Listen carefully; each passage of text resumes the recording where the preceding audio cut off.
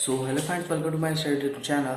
सो guys, आज हम पढ़ने वाले हैं क्लास 10th का साइंस का सेकंड चैप्टर। तो चलिए वीडियो को स्टार्ट करते हैं। तो चैनल पर नए हो तो चैनल को लाइक कर दीजिए और सब्सक्राइब कर लीजिए ताकि हमारी सारी वीडियो से आप सबसे पहले कनेक्टेड रहें।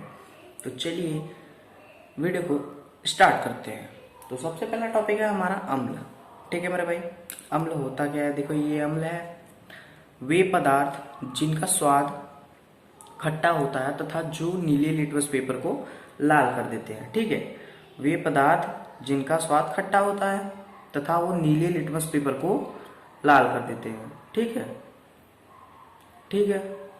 तो अम्ल शब्द की उत्पत्ति कहाँ से हुई? लैटिन शब्द एसिड से हुई। एसिड का अर्थ होता है खट्टा। ठीक है, ये कभी कभी पूछ लेता है एग्जाम में कि अम्ल शब्द की उत्पत्ति कहाँ से हुई। तो ठीक है, तो आप तैयार कर लीजिएगा। तो भाई, एक आर्हेनियस नाम के साइंटिस्ट थे, उन्होंने कहा कि नहीं, ठीक है, उन्होंने कहा नहीं ये गलत है, मैं बता रहा हूं जो सही है।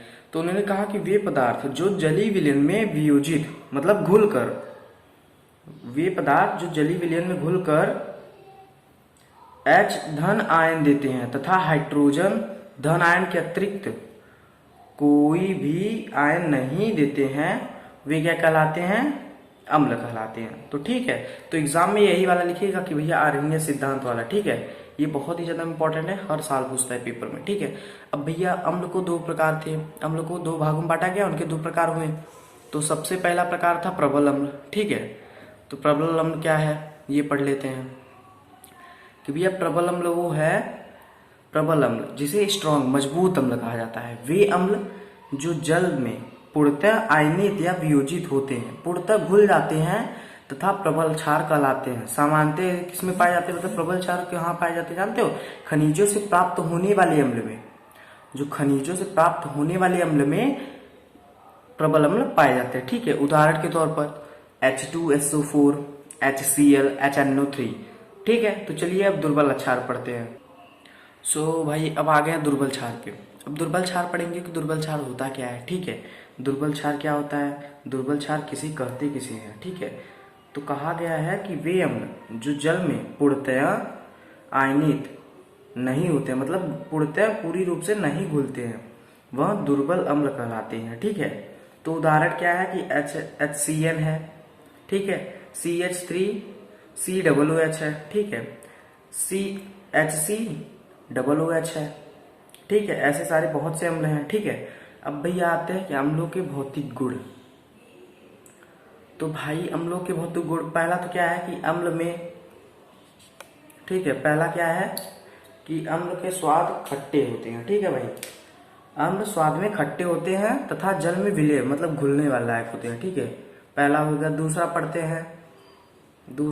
हैं तो दूसरा क्या है? अम्ल नीले लिट।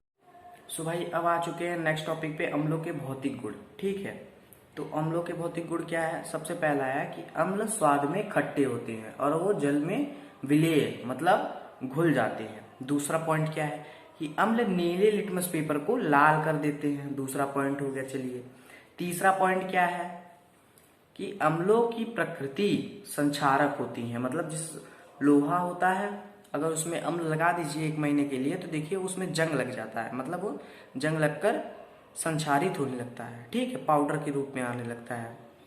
चौथा क्या है कि इनकी क्रिया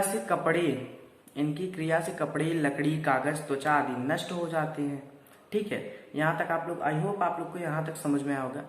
तो वीडियो को लाइक कर दीजिए और नेक्स्ट पार्ट में हम लाएंगे आपके लिए कि रासायनिक गुण अम्लों के उपयोग तथा क्षारक लाएंगे। तो ठीक है, तो वीडियो को लाइक कर दीजिए, चैनल को सब्सक्राइब कर दीजिए। मिलते हैं नेक्स्ट वीडियो में, तब तक के लिए जय हिंद, जय भारत।